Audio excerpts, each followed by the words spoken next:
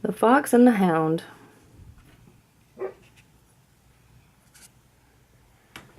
The sun was barely up when Widow Tweed started the chores around her little farm. She milked the cow, fed the chickens, and began to hang the laundry out to dry. Suddenly the pile of clothing moved. The widow lifted a blanket, and there was a frightened little fox. "Oh, you poor thing, you've lost your mama. Well, don't worry, I'll take care of you."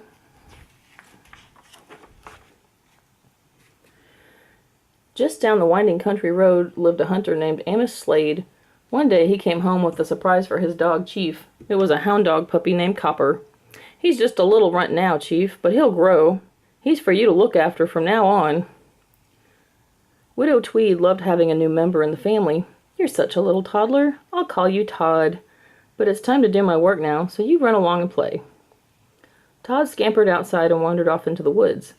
He saw two funny-looking birds trying to catch a caterpillar. Tod made a face.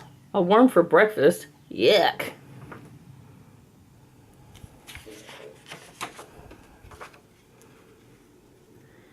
At Amos's house, Chief was teaching Copper to be a hunting dog. "Hey there, Copper. What are you sniffing at?" "I don't know, Chief. Something I've never smelled before. I want to find out what that smell is." "Okay, Copper, but the master ain't gonna like you wandering off." Copper sniffed his way into the woods. He followed his nose right to the log where Tod was sitting. "What you smellin'?" asked the little fox. "I don't know yet. Why, it's you! Aroo!" "And what did you do that for?" "We're supposed to do that when we find what we've been tracking."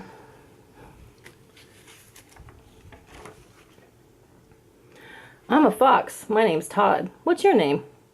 "Mine's Copper. I'm a hound dog." "Gee, I bet you'd be good at playing hide and seek. Want to try it, Copper?" Tod bounced off as Copper began to count, and so the two youngsters laughed and played the day away. Now, some people will tell you that a fox and a hound could never get along, but Tod and Copper didn't know that. "You're my very best friend, and you're mine too, Tod. And we'll always be friends forever, won't we?" "Yeah, forever."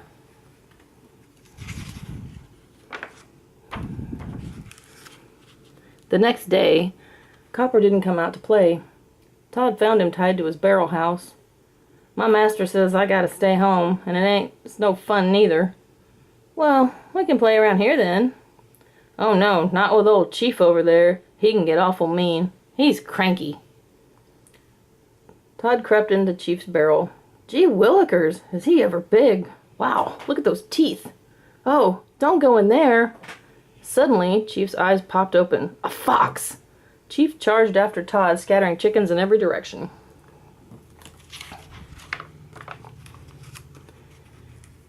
Amos Slade was so angry he stormed over to Widow Tweed's house. "Your thieving fox was after my chickens." "I don't believe it. Tod wouldn't hurt a thing. If I ever catch him at my place again, I'll blast him." When the cold winds began to blow, Amos loaded his traps and gun into his truck.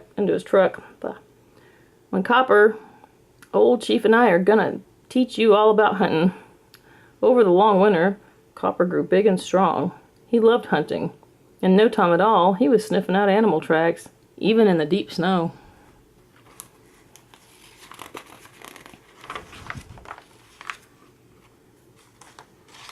Soon, spring came again. Copper, Chief, and Amos chugged back down the country road toward home.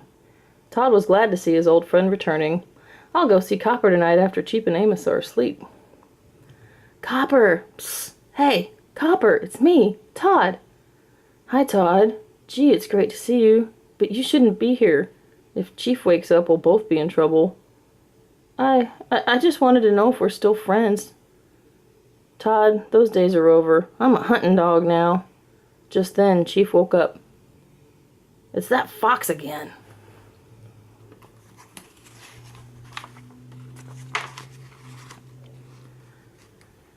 Tod fled from the yard and hid in a woodpile. He shivered as he saw Chief and Amos run past. "After him, boy! Don't let him get away!"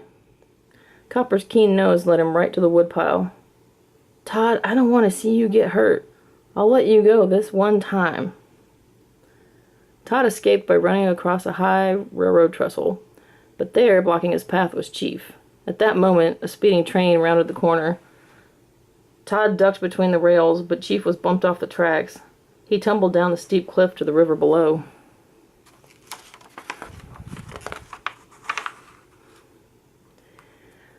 When Widow Tweed heard what had happened, she looked sadly at Tod. "I'm afraid it's not safe for you to live here any longer." In the morning, the widow took Tod to a game preserve deep in the forest. She gave Tod one last hug and sadly drove away. Poor Tod was frightened and alone. It began to rain. All the other animals scurried to their warm homes, but Tod had nowhere else place to go. Finally, Tod found a nice warm den. Unfortunately, it belonged to an angry badger. He chased Tod right back out into the rain. Tod spent a miserable night in the forest.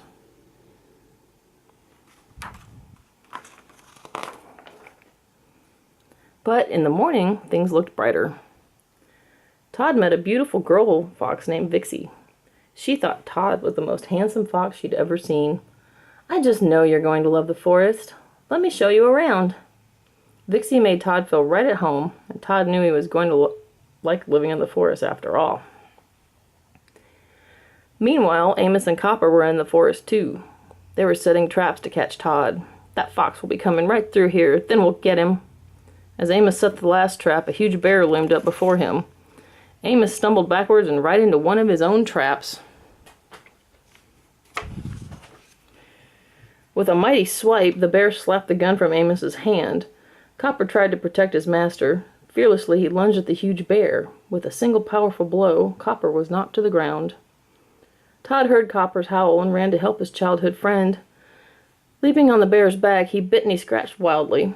Tod escaped onto a log, high above a raging river. The bear was close behind, but the bear was too heavy for the old log. It split in half, and both animals plunged into the river below.